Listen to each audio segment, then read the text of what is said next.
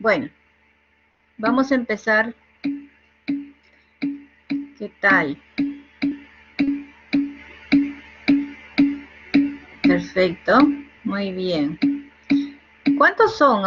Ahorita estamos con 40 compañeros. ¿Cuántos son?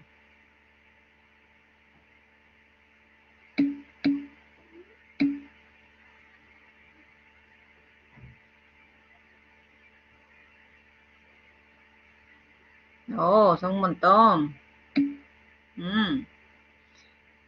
Ya. Oh. Pero, ¿ustedes creen que se van a unirle a todos? No creo, ¿verdad?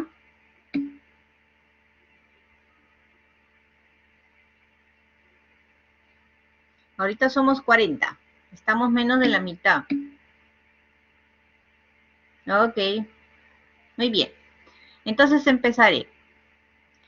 Como les dije, la clase del día de hoy es acerca de las leucemias linfáticas agudas. Antes de empezar, siempre me gusta presentar este cuadro mostrando cuáles son las patologías hematológicas malignas, ¿no?, que uno debe de conocer. Es así que vemos que tenemos las leucemias, las cuales se dividen en agudas y crónicas, y según la estirpe celular es leucemia linfoblástica, mieloblástica, y también las leucemias crónicas, igualitos, son mieloide crónica o linfática crónica. Y dentro de las linfomas están la enfermedad de Hodgkin y no Hodgkin.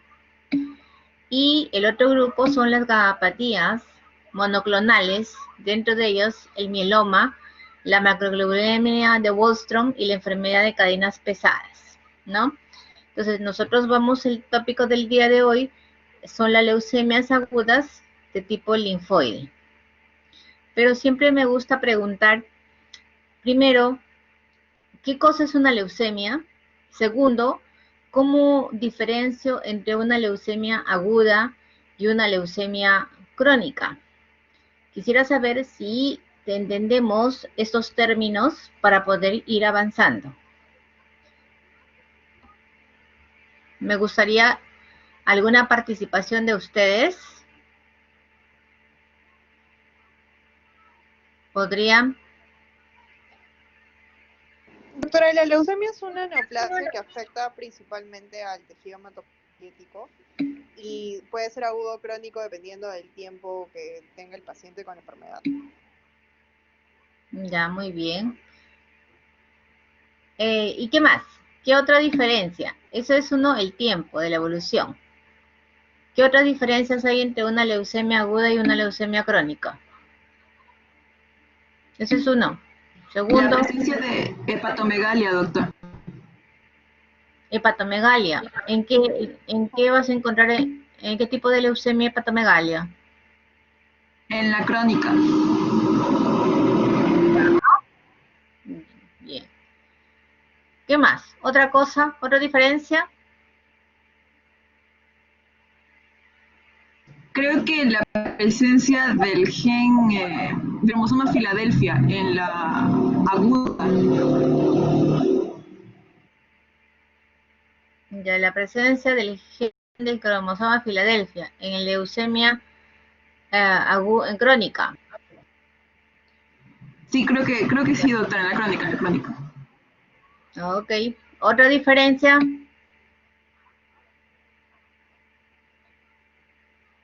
¿Alguien más?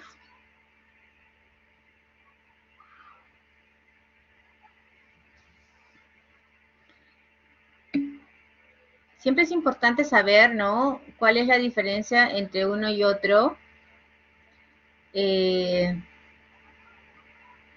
Porque eso nos va a permitir saber en qué estamos, ¿no? A ver, primero, fíjense esta lámina. Una de las cosas entre leucemia aguda y leucemia crónica, como dijo su compañera, hablaba del tiempo de evolución. Las leucemias crónicas tienen un tiempo de evolución prolongado, que puede ser de 1 año a incluso hasta 10 años. En una leucemia aguda el tiempo de presentación es corto, solamente son meses o semanas o días, ¿no? Segunda diferenciación es en que en la leucemia aguda lo que vamos a tener es la proliferación de las células inmaduras, ¿no? De las células más primitivas llamadas blastos, ¿no? Que son estas células.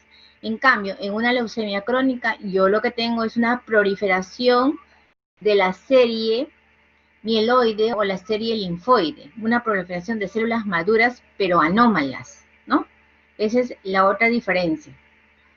La otra diferencia es que la leucemia aguda puede afectarte a tanto al grupo, a niños como a ancianos, a cualquier grupo etario. En cambio, las leucemias crónicas, por lo general, más es una neoplasia de gente adulta, más que de niños. ¿Sí? Eso es básicamente la diferencia entre una leucemia aguda y crónica. Lo otro que me mencionaba era la presencia de hepatomegalia. En las leucemias crónicas hay por lo general crecimiento del vaso, del hígado, ¿no? Pero también una leucemia aguda, como son las leucemias linfoides, vamos a tener crecimiento del sistema de red, ¿no? Adenomegalia, hepatomegalia, esplenomegalia. Entonces, por ahí no es lo más característico. Y la leucemia del cromosoma Filadelfia lo podemos encontrar, es cierto, es característico de la leucemia mieloide crónico, pero también la podemos encontrar en la leucemia aguda, ¿no? No es patognomónico de una leucemia crónica.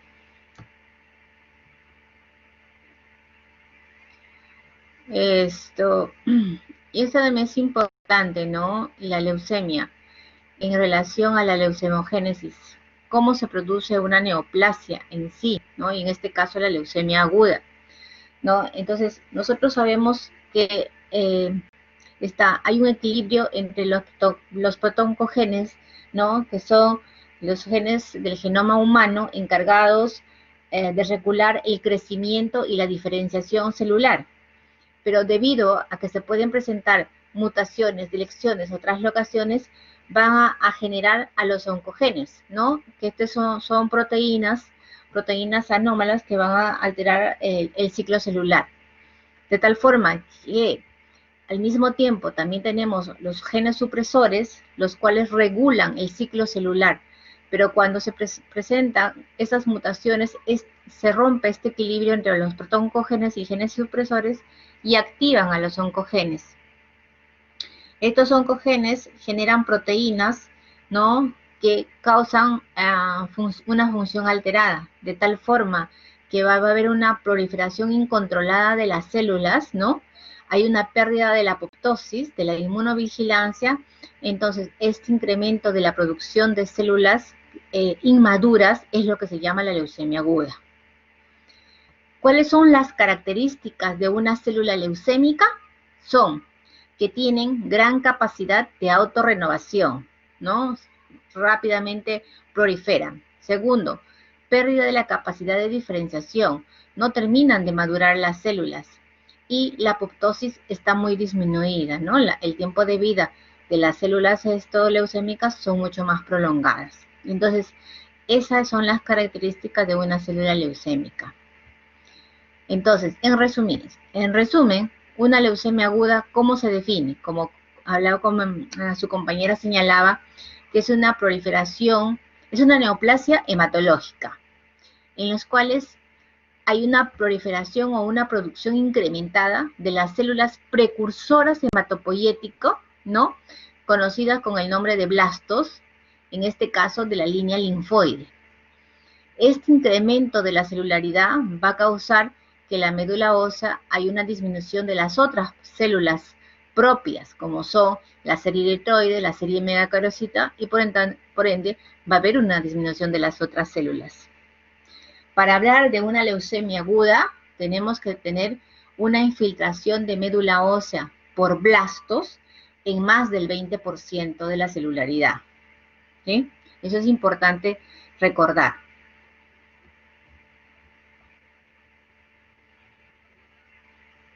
Entonces, esta es una lámina periférica en los cuales lo que se observa es una proliferación de células casi homogéneas, ¿no? Grandes, ¿cierto?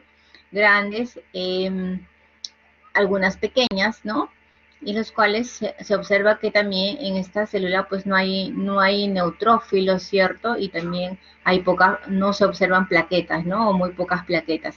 Entonces esto es una lámina periférica de una leucemia linfática aguda, ¿no? A mayor aumento vemos la proliferación de células grandes en las cuales hay una disociación núcleo-citoplasmática, ¿no? En los cuales son solamente el núcleo está grande y puedo ver 1 o 2 nucleoles en el citoplasma.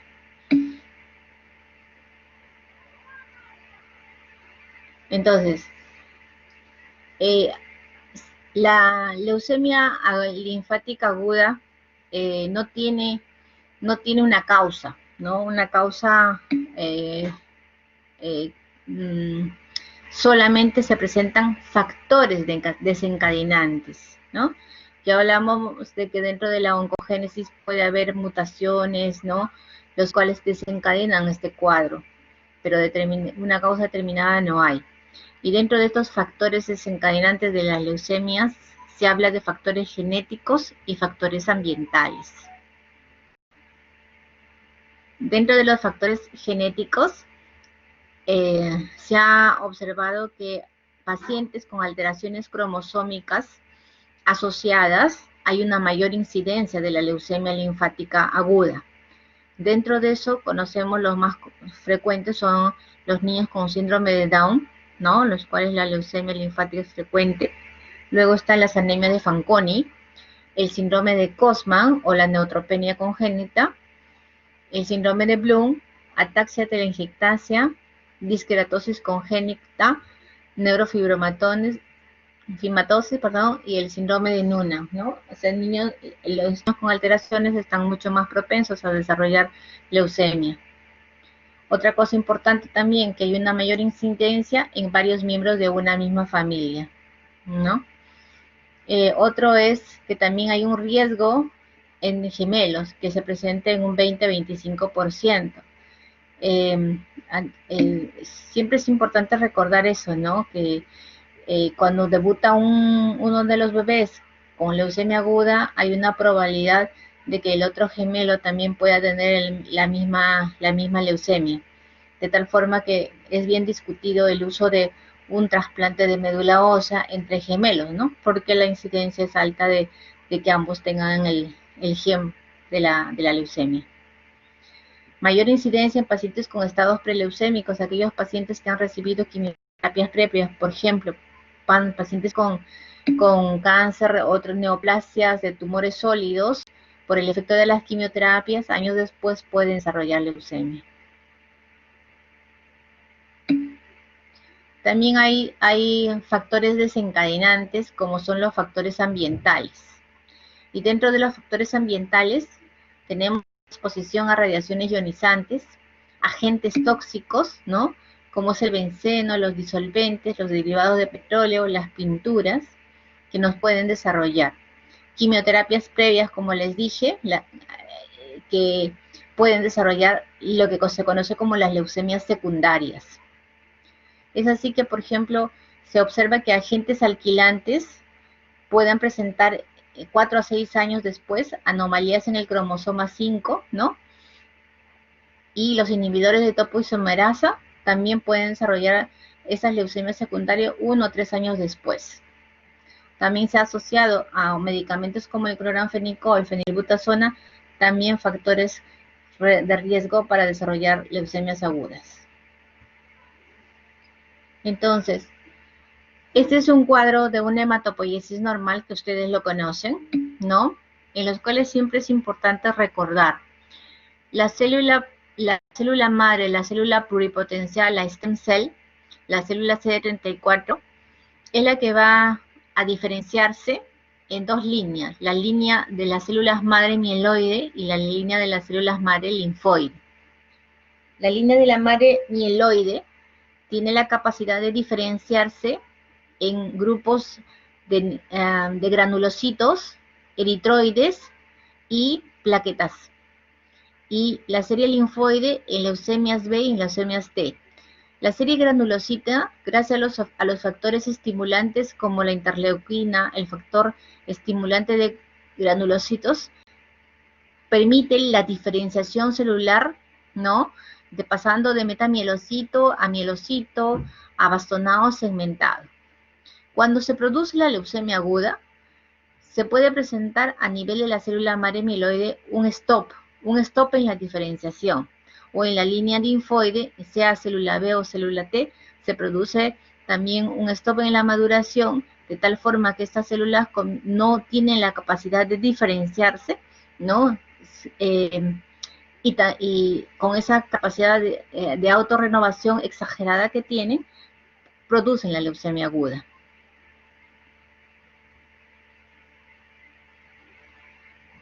Entonces, hasta acá podemos llegar a recordar que una leucemia linfática aguda es la proliferación de células blásticas de tipo linfoide en una médula ósea con un 20% de la celularidad, ¿no? Si es un paciente que tiene presencia de blastos en médula ósea en un 8%, ¿será una leucemia linfática aguda? ¿Alguna opinión?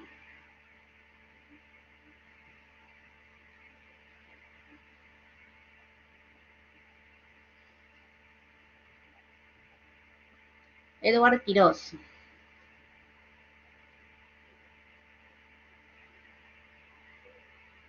Hola.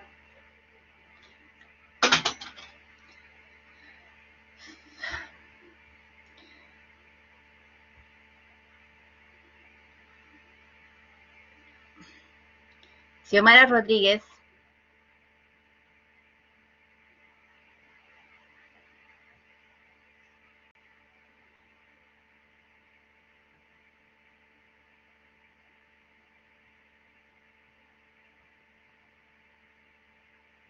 Nada.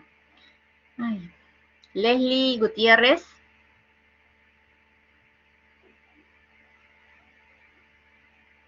¿Me podría decir a alguien responder?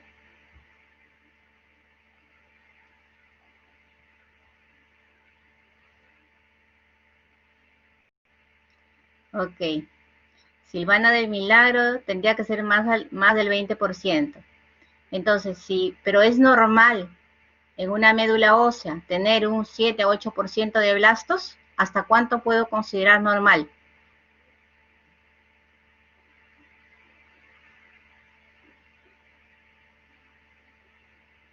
Prado, María Prado.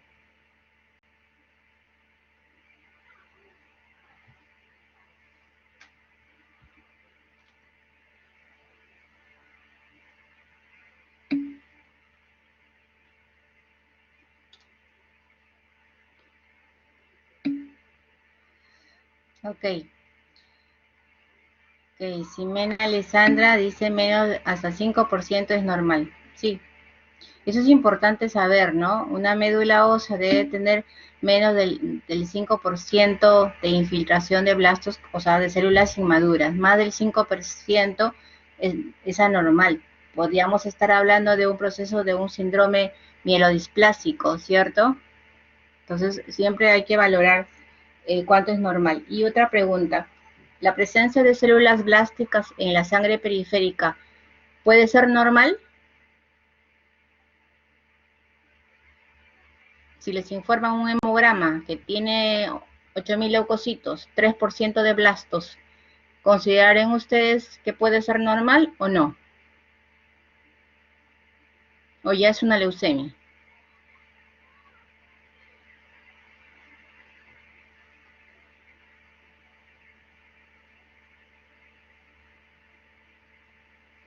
¿Alguna opinión?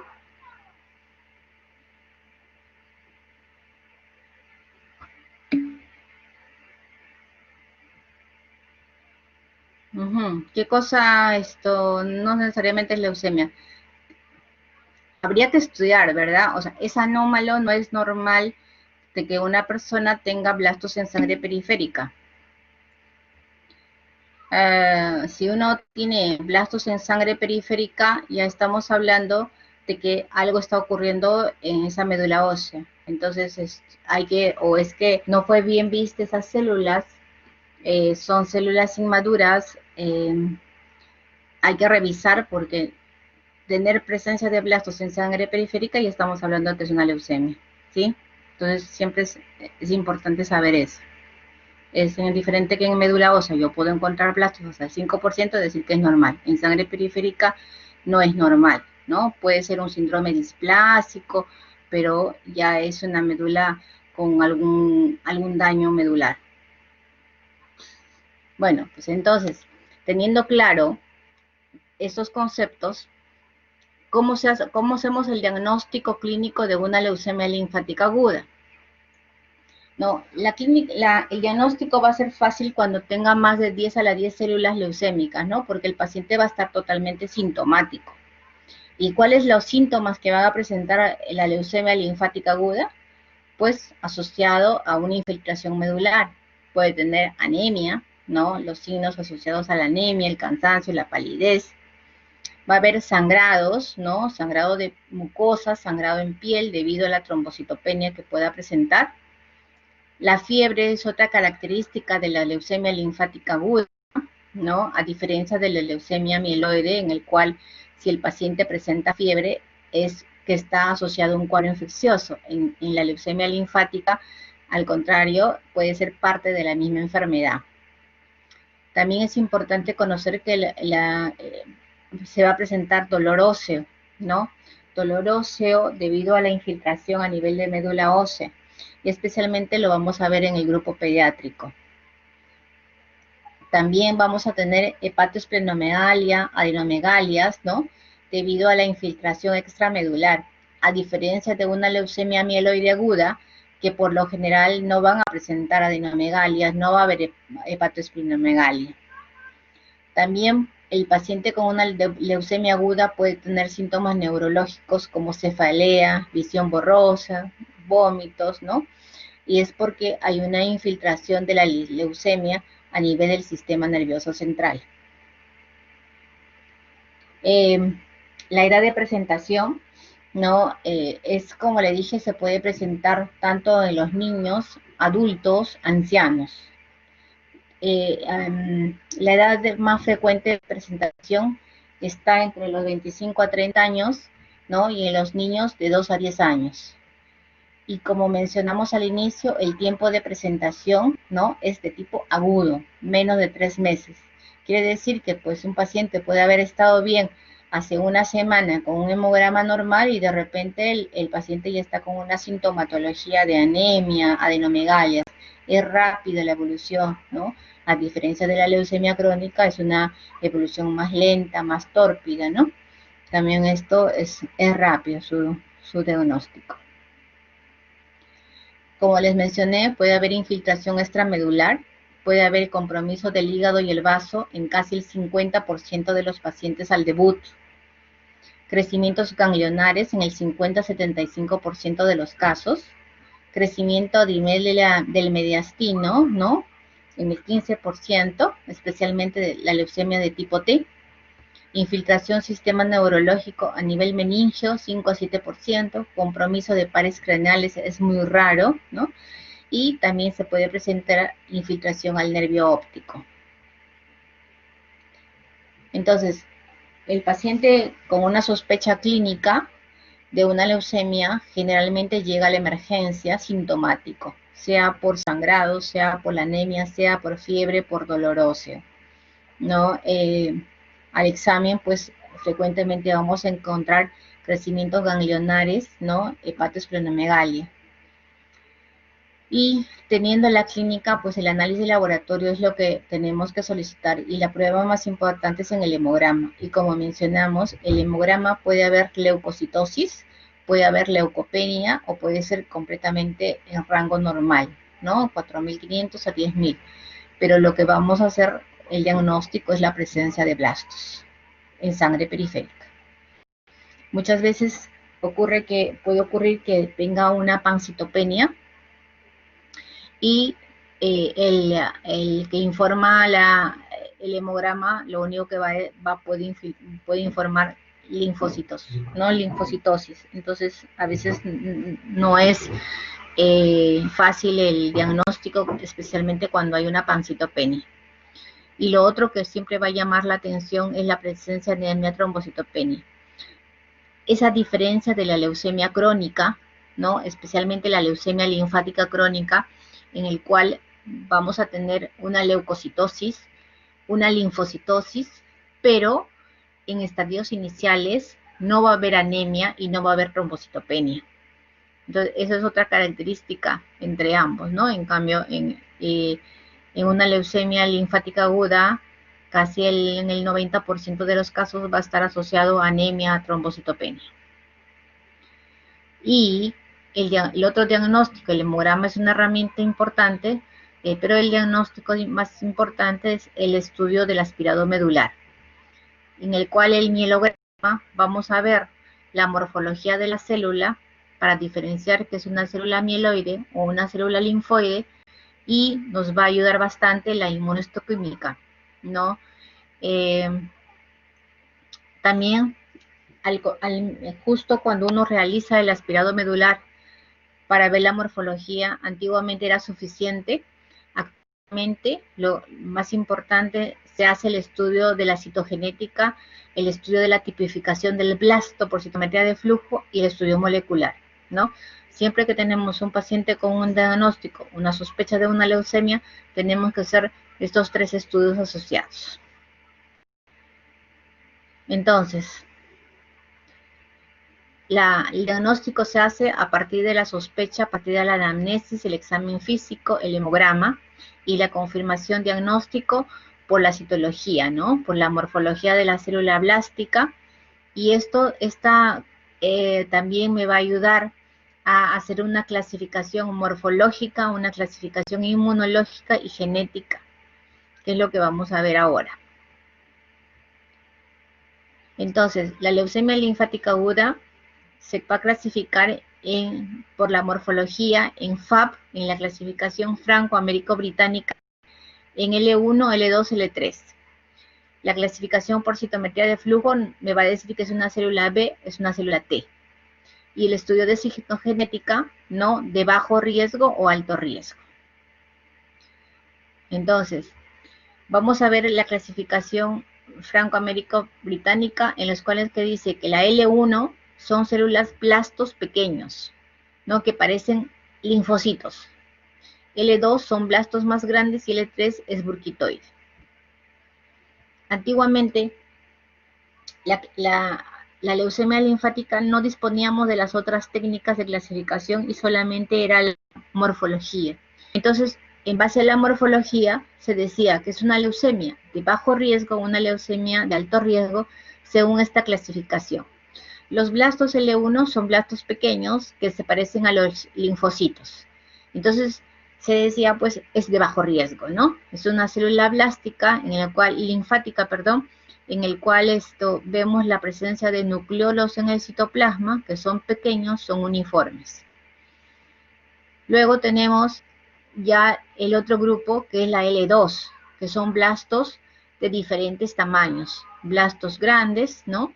Con disociación núcleo, citoplasmática, alguna que otra vacuola en su citoplasma. Se decía que era un riesgo alto. Y luego teníamos a las células L3, las células burquitoides, con abundante vacuolas en el citoplasma, ¿no? Entonces, esta era una leucemia, se decía, mucho más agresiva que el resto, ¿no? Que el tratamiento era diferente. Con el tiempo, la clasificación morfológica ha perdido importancia, ¿no? Ya que aparecen las otras técnicas en las cuales me dan mejores características de la leucemia, ¿no? Siempre van a escuchar la descripción de las células leucémicas en forma de espejo de mango, ¿no? Que son alargaditas, como, ¿no? De este tipo, que son las características de un blasto linfoide. Entonces, importante es la clasificación por inmunotipificación del blasto, que pueden ser blastos de células linfoides de tipo B, de tipo T, o pueden ser los blastos de bifenotípicos. Quiere decir que puede tener las células linfoide B o T asociados a marcadores mieloides. En este cuadro es importante decir, la célula B, a través de la técnica de la inmunotipificación, me va a permitir diferenciar de una célula B muy inmadura hasta una célula madura. Entonces, esta tipificación va a permitir también decir que una célula B más inmadura es de peor pronóstico que una célula más madura, ¿no? En base a determinados tipos marcadores. Entonces, lo más frecuente que se presenta es la célula B común, ¿no? La célula B común es en el 60% de los casos. Muy poco frecuente es encontrar una célula B indiferenciada en el 5%, ¿no? Los otros lo llaman también una célula pre-B. Es la célula más inmadura, la que tiene peor pronóstico. Luego está la pre-B, que es un 15%. La célula B madura, actualmente es la leucemia de tipo Burkitt, ¿no? La tipo Burkitt es una leucemia diferente, asociada a la translocación 821, ¿no? En el cual el pronóstico es mucho mejor. Y la célula T cortical también, que es menos frecuente, que se presentan en un 15%, que está dividido en células pre-T y en células T. La célula pre-T también es una célula más inmadura y también de peor pronóstico. ¿Por qué es importante? ¿En qué se diferencia una leucemia de tipo B y una leucemia de tipo T? Clínicamente, ¿cuál es la diferencia entre ambos? Pues bien, la célula de tipo T, generalmente los pacientes que van a llegar son pacientes con gran adenomegalia, hepatoesplenomegalia, ¿no? Pueden tener infiltración neurológica, debutan con gran hiperleucocitosis, pueden llegar a tener 300.000, 400.000 células, ¿no? A diferencia de las células B, que si bien es cierto, hay crecimientos ganglionares, no es tan intenso como las células T, y también la infiltración al sistema nervioso central, así como no es tan elevado, ¿no? Y también no se presentan gran hiperleucocitosis. Entonces, cuando ustedes tengan un paciente que tiene síntomas neurológicos, tiene una hiperleucocitosis, frecuentemente va a ser de tipo de células T. También el pronóstico entre ambos es muy diferente. Esto es lo mismo, ¿no? La otra es la clasificación citogenética, que siempre es muy importante en leucemia aguda, el estudio de la genética, porque también es un factor pronóstico de la leucemia. Y siempre yo lo pongo este cuadro porque es importante recordar, porque va a haber alteraciones numéricas y alteraciones estructurales en leucemia linfática aguda. Vamos a tener alteraciones numéricas como vamos a tener hiperdiploidía, que van a ser más de 50 cromosomas. La diploidía, menos de 50 cromosomas. Entonces, cuando una persona tiene una hiperdiploidía, más de 50 cromosomas, el pronóstico es más favorable, a diferencia de que si tengo un paciente con hipodiploidía, digamos que tiene 35 cromosomas, su pronóstico es desfavorable, ¿no? Eso es importante. Si tiene 46XY o 46XX, que están dentro del rango normal, es un pronóstico intermedio. Cuando tengan alteraciones estructurales, las más frecuentes, ¿cuáles son? Ustedes me dijeron hace un buen rato que es el cromosoma Filadelfia de la leucemia mieloide crónica. También es frecuente en la leucemia linfática aguda, la translocación 922. Está asociado a la leucemia de tipo B común, ¿no? Estas se pueden encontrar en una incidencia del 20%. ¿Cuál es el pronóstico? El pronóstico es malo del cromosoma Filadelfia, ¿no? Su pronóstico es desfavorable. El otro es la translocación 1-19, que está asociada a una leucemia de tipo pre-B. La incidencia es baja, un 2%, y su pronóstico o su riesgo es intermedio. La otra leucemia de mal pronóstico es la translocación 4-11, es la leucemia del lactante. Está asociada a una B indiferenciada o una pre-B, o sea, también una de mal pronóstico, ¿no? De tipo desfavorable. La translocación 8-14 que le decía es la asociada a la B madura, que es la leucemia de tipo Burkitt, ¿no? Que se presenta en menos del 1% y su pronóstico es intermedio. Entonces, esas son las más frecuentes alteraciones que se deben acordar, las hiperdiploidías, hipodiploidías y las translocaciones, que es la valoración en una leucemia linfática aguda. Posteriormente, ya no solo es suficiente el estudio de la genética, porque ustedes también tienen que saber que la genética solamente nos tiene una respuesta adecuada casi en un 60%, a veces un 40% te informan que no hubo crecimiento celular, no fue óptima la muestra, ¿no? Entonces siempre a veces nos quedamos en la duda. Luego aparecen los estudios moleculares, que son actualmente también algo muy importante dentro del estudio hematológico, ¿no? Quiere decir, vamos a través de la reacción de la cadena de la polimerasa, no vamos a determinar si hay una alteración o algún gen que esté causando el problema de la leucemia. Los más conocidos es el BCR-ABL, ¿no? Con sus proteínas 190, P210, que es la causante de la leucemia Filadelfia positiva. Luego está el ETBC-RANS y los rearreglos del gen TCF3. Veamos esto.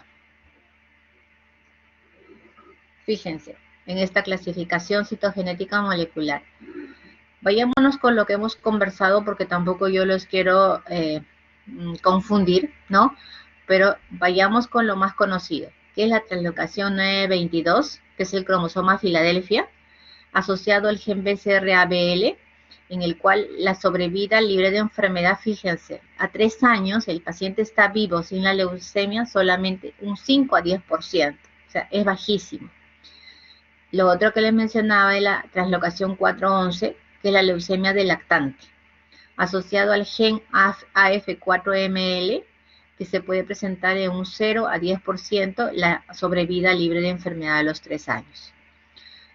También la otra leucemia que deben de recordar es la delección del 11q23, ¿no? Que también se presenta en las leucemias mieloides agudas, asociado al gen KMT2A o antiguamente llamado MLL, que se puede una sobrevida libre de enfermedad del 18 al 26%, ¿no?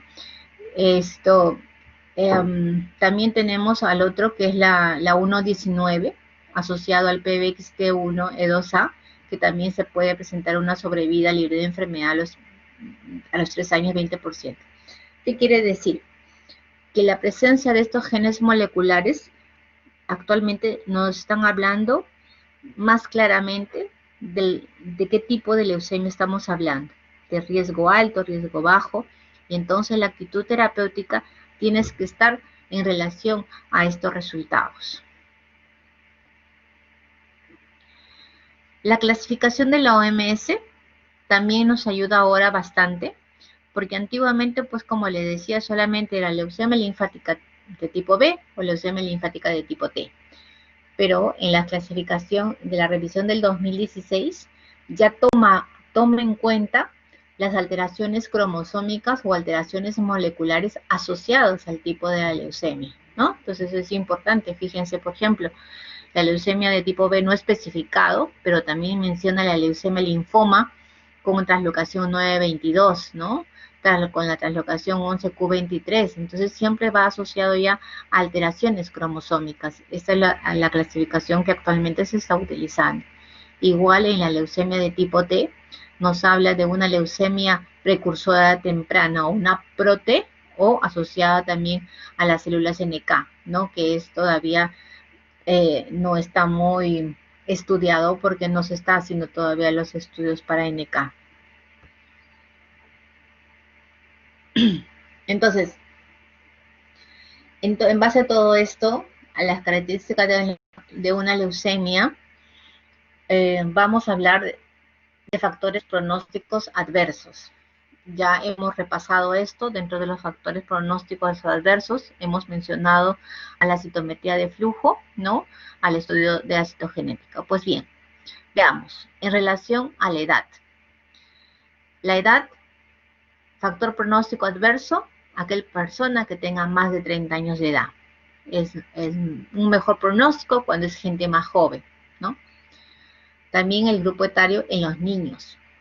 Les mencioné que la leucemia de los lactantes es de pésimo pronóstico. Entonces, aquellos niños menos de 1 año o más de 10 años, el pronóstico también es más adverso.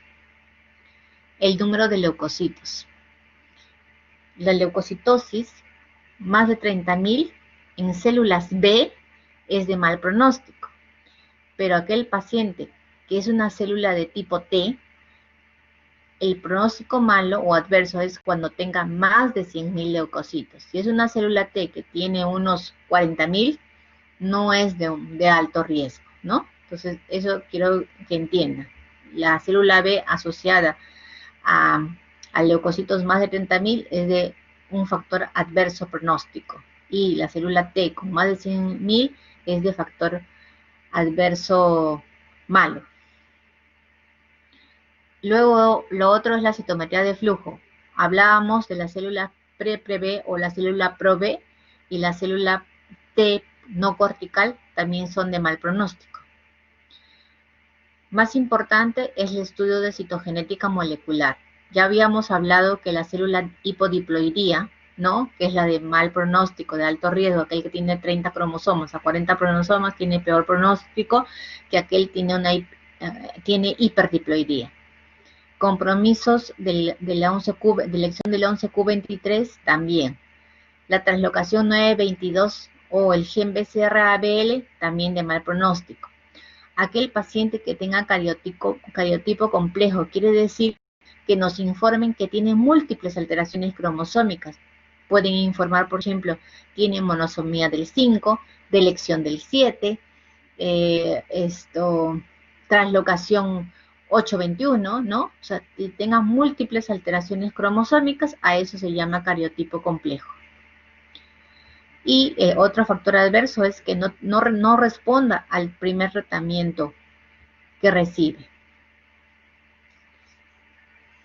Con todo esto, vamos a hacer una clasificación de la leucemia en riesgo intermedio y un riesgo alto, ¿sí? Esas dos clasificaciones es la que tenemos que aprender. ¿Quiénes son las leucemias linfáticas de un riesgo intermedio? Son personas de menos de 30 años, ¿no? Que tengan una citometría de flujo de células B, no pro-B y T cortical, ¿sí? Que tengan leucocitos menos de 30.000 en células B y menos de 100.000 en células T. Que no tengan alteración citogenética molecular de alto riesgo, que es lo que hemos mencionado, ¿no? Que es lo que hemos mencionado en el anterior, que hemos dicho que esas de acá, ¿no? Hipodiploidía, rearreglo del 11q23, la translocación 922, cariotipo complejo. No debe tener esas características para decir que es riesgo intermedio. Que en el aspirado medular de control a la segunda semana del tratamiento ya debo tener médula ósea solamente menos del 10% de blastos. O sea, ha habido una reducción de las células infiltradas en médula ósea. Y que la punción de la médula ósea que se hace en el día más 30, la citometría debe ser negativa. Quiere decir que ya no debe haber evidencia de la enfermedad, ¿no? Eso quiere decir que es una leucemia de riesgo intermedio. Que una leucemia de alto riesgo es aquella gente que debuta con una leucemia en más de 30 años, que sea la citometría de flujo sea una célula pro-B, una célula muy inmadura, o una célula T no cortical. que tenga una leucocitosis, ¿no? Más de 30.000 en células B y más de 100.000 en células T, y que presente alteraciones citogenéticas moleculares de alto riesgo, que no responda bien al tratamiento inicial, que la médula ósea esté infiltrada por blastos en la semana, el día más 15 post tratamiento, o al final del tratamiento, en el día más 33, también la médula ósea todavía tenga leucemia, más del 0.01% por citometría de flujo. Eso me dice que es una leucemia de alto riesgo. ¿Para qué es importante esta clasificación de alto riesgo, riesgo intermedio? Para determinar el pronóstico de la leucemia y el esquema de tratamiento de la leucemia, ¿sí? Entonces, porque va a ser diferente manejar aquel paciente que sea un riesgo intermedio, probablemente tenga una buena respuesta a la quimioterapia. En cambio, los pacientes de alto riesgo, con lo que hemos mencionado, de repente la quimioterapia no sea suficiente y tenga que ir a un trasplante, ¿sí? Lo que ustedes tienen que recordar, cuando ustedes tengan un paciente con una leucemia linfática aguda, característica que hemos mencionado, el paciente va a venir, es un paciente enfermo, ¿no? Probablemente que está pálido, que está sangrando, ¿no? Que está con fiebre. Entonces, vamos a aprender que es un paciente inmunosuprimido y lo que se tiene que hacer son las medidas generales de atención. ¿Cuáles son? Soporte transfusional de acuerdo a la demanda. Puede venir con 7 gramos de hemoglobina, 6 gramos de hemoglobina, pálido, que presente petequias generalizadas, ¿no? O esté sangrando, pues requerirá soporte transfusional con plaquetas probablemente. Hidratación es importante porque estos pacientes van a venir con gran hiperleucocitosis, ¿no? Como hemos mencionado, 30.000, 40.000 leucocitos, ¿no? Entonces, las medidas son hidratación. Aislamiento invertido, ¿por qué? Porque son pacientes inmunosuprimidos. Entonces, lo que tiene son blastos, y son blastos, no son neutrófilos. Entonces, son muy susceptibles a que se presenten cuadros infecciosos. Entonces, posteriormente a estas medidas generales, ¿no?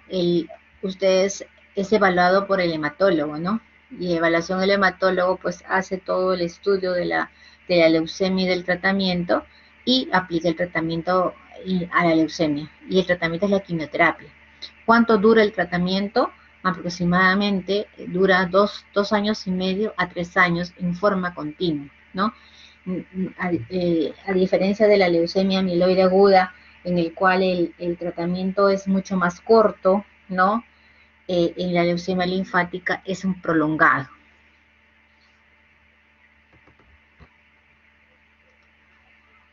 En relación a la quimioterapia, que son agentes neoplásicos, ¿no? El objetivo es utilizar que actúen a nivel del ciclo celular. Y esta acción a nivel de la ciclo celular puede ser en la fase de reposo o en la fase del ciclo celular. Dentro de la fase de reposo, ¿no? Están los corticoides, los alquilantes y las nitrosurias. Dentro de la leucemia linfática aguda, un tratamiento muy importante son los corticoides. Los corticoides son linfolíticos, ¿no? Entonces, eso y actúan en la fase de reposo. Y en la fase de ciclo celular específicos, ¿no? Tenemos agentes quimioterápicos como la ciclofamida, los antracíclicos, que es lo que van a actuar a ese nivel, ¿no? Como son también a nivel de la síntesis de DNA, como son el arabinoxidocitocina, la mercaptopurina, la tioguanina. Con esto quiero decirles que la quimioterapia en la leucemia linfática aguda es multidroga, ¿ya? Porque la meta es actuar a diferentes fases del ciclo celular para tratar de eliminar a los blastos de la leucemia. Entonces se van rotando múltiples quimioterápicos. La quimioterapia les dije que duraba por lo menos 2 años y medio, 3 años. Pero el curso más importante son los primeros. Y el primer curso se llama inducción. Inducción quiere decir que induzco la remisión. en el tratamiento de las leucemias, ustedes van a hablar de los términos de remisión completa. ¿Qué significa remisión completa? Eliminación de la leucemia, ¿no? Hasta lograr que haya menos del 5% de blastos en médula ósea. Ese es el objetivo, la definición de remisión completa. Menos del 5% de blastos en médula ósea con normalización de la hemoglobina y de las plaquetas. Y esa es la método de la inducción. La inducción es un tratamiento que dura 30 días a base de quimioterapia como son la vincristina, la daunomicina, los corticoides.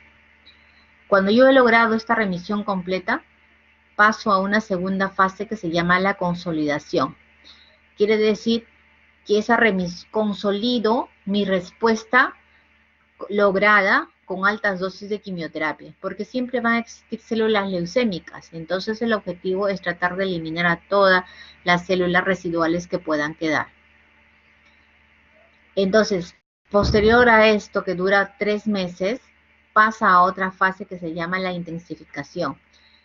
Más quimioterapia con el objetivo siempre de tratar de eliminar las células residuales. También es importante que, como les mencioné, la leucemia linfática puede ingresar al sistema nervioso central y a gónadas. Entonces, debo hacer profilaxis de quimioterapia al sistema nervioso central. Cada tratamiento, cada fase de la quimioterapia, la inducción, consolidación, se aplica quimioterapia a nivel raquídeo para evitar que la leucemia pueda causar un santuario a ese nivel. Con esta, hasta acá, hasta la etapa de profilaxis, ha pasado casi 1 año y medio. Luego viene la fase de mantenimiento, que dura 1 año y medio más, que es tratamiento quimioterápico oral, ¿no? Si el paciente ha logrado pasar durante todas estas fases y se mantiene en remisión completa, el pronóstico es bueno. Ocurre que hay un gran grupo de la leucemia que, estando, a pesar de haber continuado con los tratamientos, la leucemia nuevamente vuelve a aparecer. Y entonces, al volver a aparecer, tengo que volver a iniciar nuevamente los esquemas de tratamiento o cambiar. Pero ya no va a ser solamente la quimioterapia. En este grupo de pacientes tengo que pensar en el que se debe realizar un trasplante de médula ósea. El trasplante de médula ósea es de tipo alogénico, quiere decir que es de otra persona idéntica al paciente. Acá les mencionaba el esquema de inducción, ¿no? Que son 2 meses, la primera semana, 4 semanas, en base a las drogas como vincristina, daunomicina, prednisona, y la otra 4 semanas más en base a ciclofosfamida y aracé. Y la fase de consolidación, altas dosis de quimioterapia como methotrexate y aracé, y la intensificación, ¿sí? Entonces, la profilaxis del sistema nervioso central se hace con quimioterapias intrathecales asociados a radioterapia, ¿no? Aunque actualmente está muy discutido el uso de la radioterapia, solamente por ahora se valora la intratecal, salvo que el paciente tuviera infiltración ya por la leucemia del sistema nervioso central, en que es válido utilizar la radioterapia. Este cuadrito siempre es importante para entender por qué siempre van recibiendo la quimioterapia. Fíjense, hablábamos que en un paciente con una leucemia aguda, clínica, vamos a tener 10 a la 10 millones de células o 10 a la 12, ¿sí? Es acá donde empezamos la quimioterapia de inducción, ¿no? Es la primera fase. Luego, fíjense, más o menos equivale a 1 kilo de tumor leucémico. Con la fase de la inducción, que son las 4 semanas iniciales, hay una discreta reducción de la enfermedad, pero todavía hay. Quizás a los ojos ya no lo vea, pero todavía tiene médula en la médula ósea.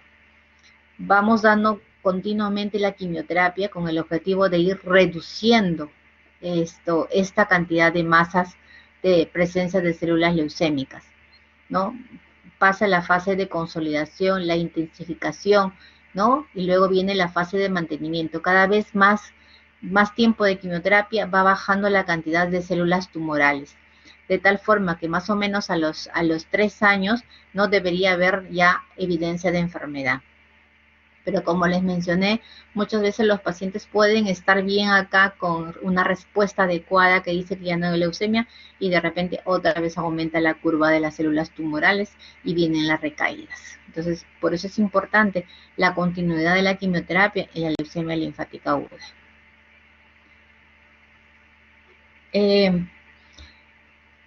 Como les mencioné, en leucemias agudas vamos a hablar de remisión completa, que son menos del 5% de blastos en médula ósea, ¿sí?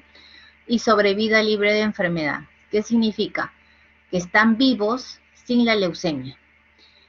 En cáncer es difícil hablar de cura, ¿no? No se puede decir ya está curado de la leucemia.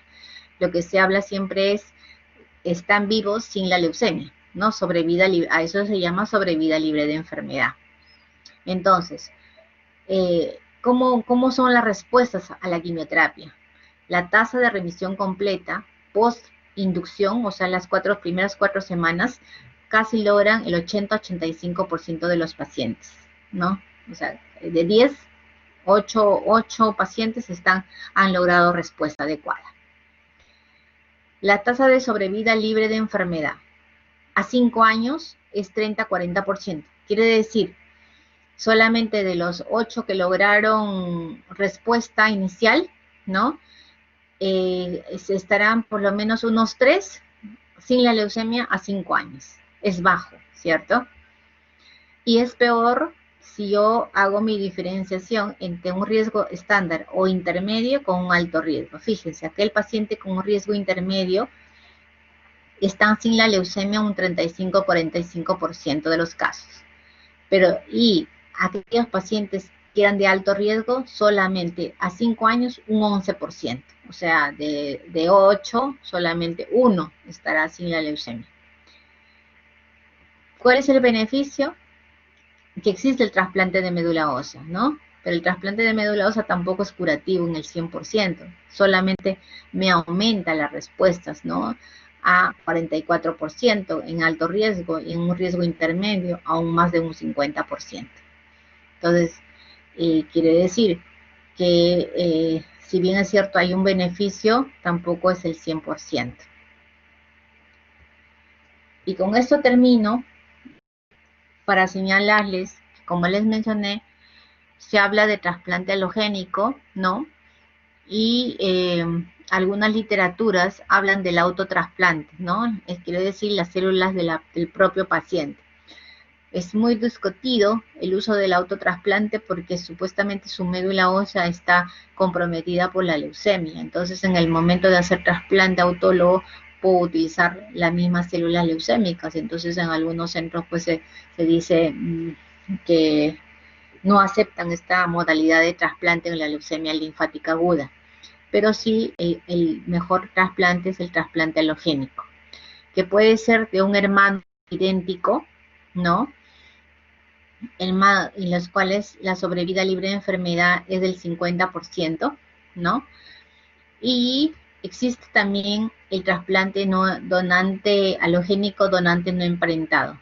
El halogénico emparentado quiere decir que tiene un estudio de histocompatibilidad 100% idéntico de un hermano, de una familia. Hay una probabilidad de un 25% de encontrar un hermano idéntico, ¿no? Cuando no encontramos un donante en la familia, hermano idéntico, podemos hacer uso de los bancos de médula ósea internacionales en los cuales se busca a un donante idéntico, pero que no sea familiar, ¿no? Y el problema de este tipo de trasplante es que existe un riesgo alto de mortalidad relacionada al trasplante. Pero algo importante también son los trasplantes haploidénticos. Los trasplantes haploidénticos quiere decir que solamente comparten un haplotipo, no sea del papá o de la mamá, y los cuales eso ha sido un boom desde el año 2000, en los cuales se logra mejores respuestas comparables al donante no emparentado, ¿no? Los cuales se puede utilizar al donante, puede ser tu papá, tu mamá, tu medio hermano, ¿no? En los cuales ha logrado una alternativa de tratamiento en aquellos pacientes que no tenían un donante idéntico, ¿no? Que es lo que nosotros también actualmente estamos utilizando en las leucemias linfáticas. Creo que eso es todo. Yo no sé si tienen alguna pregunta, alguna duda, ¿no? Entender que la leucemia linfática básicamente se puede dividir en leucemia de alto riesgo, un riesgo intermedio, y esas leucemias está basado principalmente a los estudios moleculares, al estudio de cariotipo, al estudio de estirpe celular, ¿no? Y la leucocitosis, que es lo que me va a permitir hacer la diferencia entre uno y otro. Que el tratamiento es dirigido de acuerdo a un trasplante de alto riesgo, bajo riesgo. Si es un trasplante de alto riesgo, pues la indicación debe ser un trasplante de médula ósea. Si es bajo riesgo, debe haber una respuesta aceptable a la quimioterapia. ¿Alguna pregunta? ¿Ok? ¿Ha quedado todo claro?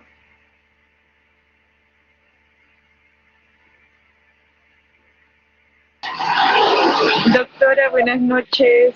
¿Se escucha? Hola. Sí, sí, Mayuri.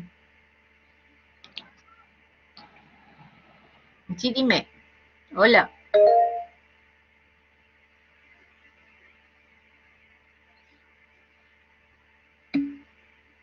Hola.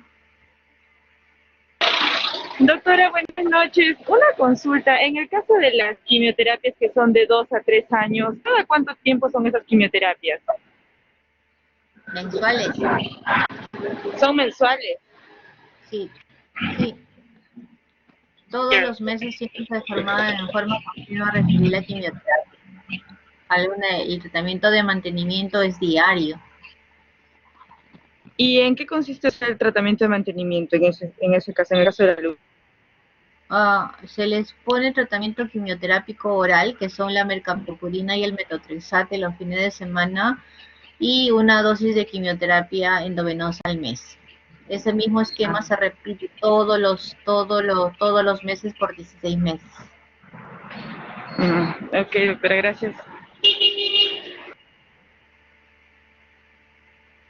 ¿Alguna pregunta?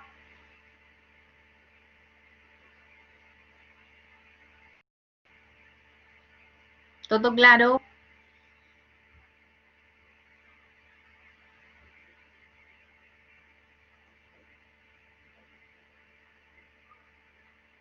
Bueno, espero que hayan entendido, ¿no? Básicamente que ustedes aprendan que el paciente con una leucemia es un paciente delicado, es un paciente que necesita atención inmediata cuando llegue la emergencia, ¿no? Eso es lo que tienen que tomar, aprender a manejarlo, ¿no? Soporte transfusional adecuado, hidratación y medidas de aislamiento invertido para evitar la sobreinfección. Bueno, muchas gracias por su atención, ¿no? Espero que todo esté claro. Si no, me mandan mensajes, alguna duda. Gracias.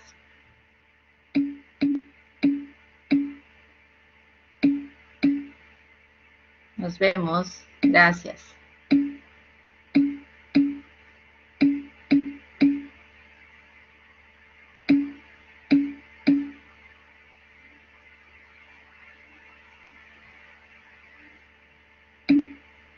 Bye, bye, bye.